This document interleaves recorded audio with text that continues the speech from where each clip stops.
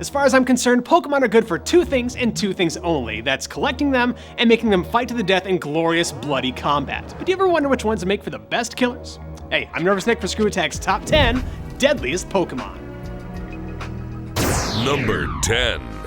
You knew full well that there was going to be legendary Pokemon on this list, and Pokemon Silver's mascot is the perfect beast to start off this top 10. With a flap of its wings, Lugia can blow down houses or create storms that last for 40 days. So unless everybody on Earth plans on building their own personal arcs, I think this is going to cause more than a few fatalities. It's no wonder that Shadow Lugia was the main monster in Gale of Darkness. With all that might, you'd probably assume Lugia would be higher, but as it turns out, Lugia ain't so big on mass murder. Lugia knows that it could easily throw the whole world out of whack, so it lives at the bottom of the ocean where it can't hurt anyone. 'Cause Lugia's just a homie like that. Number 9. I hate giant bugs enough as it is, but if I had to live anywhere near a 6'3", 113-pound Yanmega, boy, you had best kill me before that thing has the chance to. Even just one Yanmega is apparently fast enough to do a flyby beheading. What I mean by that is, according to the Omega Ruby Pokedex, it prefers to battle by biting apart foes' heads instantly while flying by at high speed. And that's if you're not already dead from its stupidly powerful wings, which can blow down trees or create shockwaves that melt your insides. And these things live in swarms. You know, if I'm learning that top 10s are doing anything for me on a regular basis, it's making me hate bugs even more than I already do. Number 8. Never mind that Rayquaza is powerful enough to break up a fight between the world-shaping Kyogre and Groudon. Never mind the fact that Mega Rayquaza is somehow even more powerful than that, because this pocket monster did something that pretty much no other Pokemon can claim. Almost destroy competitive Pokemon. See, Rayquaza is the only Pokemon that can Mega Evolve without an actual Mega Stone, which means that it's free to hold on to items that heal, keep it from dying in one hit, and all that stuff. So, any Pokemon that you throw up against some guy's Mega Rayquaza, probably as good as dead before it ever had the chance. But to really put this in perspective, even Uber-tier competitive play, which is meant to allow pretty much any Pokemon ever, banned Mega Rayquaza! And I promise you, you're not gonna see any other Pokemon on this list that affects the real world like that. Number 7. Muck isn't traditionally deadly. It's not gonna blow up the planet, it's not gonna suck out your soul or anything. Instead, Muck will end all life through a war of attrition, polluting our planet until it's incapable of sustaining life. Just one Muck is vile enough to instantly kill a plant on the spot, but its offspring, Grimer, can apparently reproduce itself endlessly. And what do all those Grimers become? More Mucks! And the more Mucks there are, the faster we lose trees and therefore oxygen to breathe. Muck would have definitely been higher if Pokemon Sun and Moon didn't make it so clear that you can beat these things by, like, not dumping your garbage everywhere. But still, can you imagine the human race all choking to death in the poisonous fumes of living slime monsters? Not a pretty picture. Number 6. Pokemon Black and White brought us two legendaries with enough power to, and I quote, scorch the world. Zekrom can do it with electricity, but our number 6, Reshiram, would do it with fire.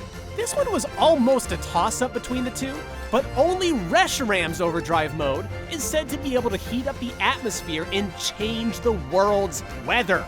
Imagine global, instantaneous climate change just from Falcor, the never-ending chicken here, charging up its engine butt. Even worse, imagine being anywhere near the epicenter. You'd probably melt like a Nazi in Raiders of the Lost Ark. Number 5. The most horrifying thing about Dusclops is that beneath the bandages is nothing. Not just because that's sort of a creepy thought in and of itself, but because there's really nothing. Not even light. Because it's a black hole. Dusclops, the beacon Pokemon. Dusclops is said to be able to suck practically anything into its body, the black hole-like core of which is completely empty. Well, isn't that some good old nightmare fuel in your kids' show? Yes, Dusclops can absorb anything or anyone into its body, never to be seen again. And if its insides are truly like a real black hole, it's not gonna fill up on humans anytime soon. Dusclops would have enough room for the entire human race, the planet we live on, and all the Chipotle burritos in the world. Nobody, no one is taking the last Chipotle burrito on Earth except me. Number 4. By this point, there are so many legendary Pokemon with the potential to wipe out all humanity that talking about one that can move a mountain seems kind of unimpressive by comparison. But what if I told you that this isn't a legendary Pokemon at all? What if I told you that this was just Machamp? With Machamp's 4 arms, it can punch 1,000 times in just 2 seconds. That's 125 punches per arm per second, and according to Pokemon Yellow, it only needs one of those arms to push that mountain I was talking about.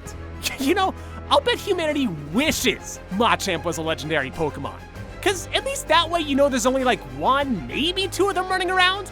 But since any schmo can raise a Machamp, there's no telling just how many mountain-moving death machines are out there. Number 3. I wanna know how you can possibly trust anything ever again when you live in the same world as Ditto. Every person, every creature, every object, in theory, could be one of these shape-shifting pink blobs. But so what, right? No! Oh, no! Because if a Ditto really wanted to, it could morph into, say, the president of a country. Think about all the information it could get access to. Think about all the nukes it would be this close to dropping. But Nick, a Ditto wouldn't want to blow up humanity. Well, does this look like the face of mercy to you? Does this look like the face of forgiveness? That face is hiding a lot of pain. Besides, they already made a movie about what would happen if a Ditto went a little crazy. It was called John Carpenter's The Thing, and it's a horror movie masterpiece. Number 2. Now, I know that in reality, some intern at the Pokemon company responsible for the Pokedex entries is just writing down literally whatever, but we need to talk about what the Pokedex tells us about Magcargo.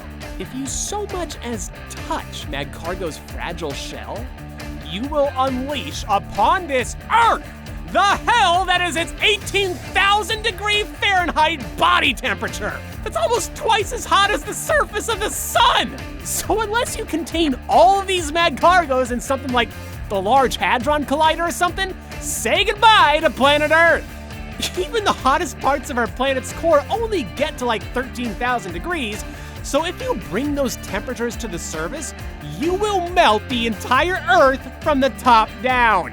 If that statistic was just a one-time thing from years ago, maybe we would have given Magcargo a pass. But in the years since then, the Pokedex has doubled, tripled, quadrupled down on that measurement. It's canon. Deal with it. It's number 1. Pop quiz, hotshot. There's a Pokemon called Palkia.